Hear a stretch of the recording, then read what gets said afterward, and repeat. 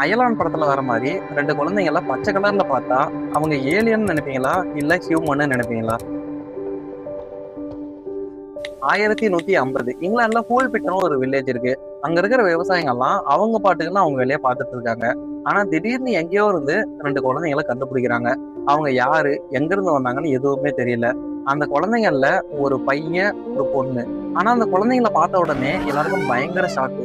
ஏன்னா அந்த ரெண்டு குழந்தைங்களுமே பச்சை கலர்ல இருந்திருக்காங்க. நிஜமாதான் ஃப்ரெண்ட்ஸ், பச்சை கலர்ல இருந்ததாதான் சொல்றாங்க. இவங்க பேசுறது அந்த குழந்தைங்களுக்கு புரியல, அந்த குழந்தைங்க பேசுறது இவங்களுக்கு புரியல. அது மட்டும் இல்லாம இந்த கிராமத்து மக்கள் எல்லாம் சேர்ந்து அந்த குழந்தைங்களுக்கு பிரெட், மீட்டு, மில்க் எல்லாத்தையுமே கொடுத்துருக்காங்க. ஆனா அது எதையுமே அந்த குழந்தைங்க வாங்கிக்கவே இல்லை, சாப்பிடவும் இல்லை. ஒரு நாள் இந்த குழந்தைங்க பீன்ஸை பார்த்த உடனே அதை மட்டும் வாங்கி சாப்பிட ஆரம்பிச்சிருக்காங்க.